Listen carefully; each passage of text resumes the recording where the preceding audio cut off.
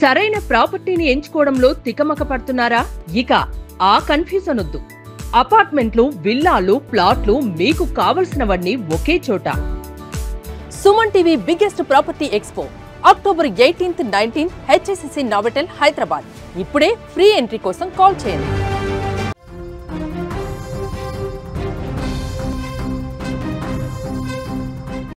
Big breaking news అయితే చూస్తూ ఉన్నాం. నిజామాబాద్ కానిస్టేబుల్ హత్య కేసు నిందితుడు రియాజ్ ఎన్కౌంటర్ అంటూ కూడా వార్తలు వస్తూ ఉన్నాయి. ఎన్కౌంటర్ వార్తలపై నిజామాబాద్ సిపితో ఒక ప్రకటన అయితే రిలీజ్ చేశాడు.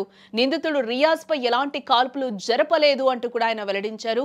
రియాజ్ ప్రాణాలతో ఉన్నాడని కూడా సిపి చెప్తూ ఉన్నారు. ప్రస్తుతం తమ అదుపులో ఉన్నట్టు కూడా ఆయన ఒక ప్రకటన అయితే రిలీజ్ చేశారు. ఓ వ్యక్తితో ఘర్షణలో రియాజ్ కు గాయాలయ్యాయి అంటూ కూడా సిపి చెప్తూ ఉన్నారు. ఆసుపత్రిలో రియాజ్ కు చికిత్స అందిస్తున్నామంటూ కూడా చెప్తూ ఉన్నారు పోలీసు వాళ్ళు. తెలంగాణలో సంచలనం సృష్టించిన నిజామాబాద్ కానిస్టేబుల్ ప్రమోద్ హత్య కేసులో నిందితుడు షేక్ రియాజ్ గురించి వచ్చిన ఎన్కౌంటర్ వార్తలను నిజామాబాద్ పోలీస్ కమిషనర్ సాయి చైతన్య ఖండించారు తీవ్రంగా. అతను బ్రతికే ఉన్నాడని కూడా క్లారిటీ ఇవ్వడం జరిగింది.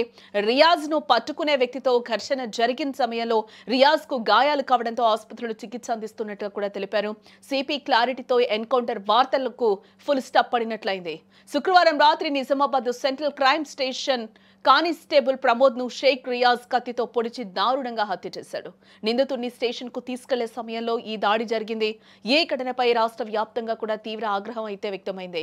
పోలీసులు నిందితుడిని పట్టుకునేందుకు ప్రత్యేక బృందాలను ఏర్పాటు చేసి గాలింపు చర్యలు చేపట్టారు.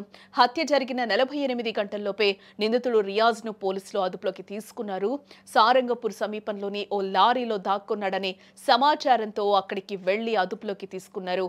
అరెస్టు చేసిన కాసేపటికే రియాజ్ ఎన్కౌంటర్ కూడా చేశారనే వార్తలైతే ప్రస్తుతం చక్కర్లు కొడుతూ ఉన్నాయి. నిందితుడు రియాజ్ ను పోలీసులు అదుపులోకి తీసుకున్న తర్వాత అతనికి కాల్పుల్లో గాయాలయ్యాయని కూడా ఎన్కౌంటర్ జరిగిందనే ప్రచారం కూడా జరిగింది. కానీ సిపి మాత్రం వాటిని ఖండిస్తూ కీలక ప్రకటన అయితే రిలీజ్ చేశారు. రియాజ్ పై ఎలాంటి కాల్పులు జరగలేదు అంటూ కూడా సిపి అయితే క్లారిటీ ఇవ్వడం జరిగింది.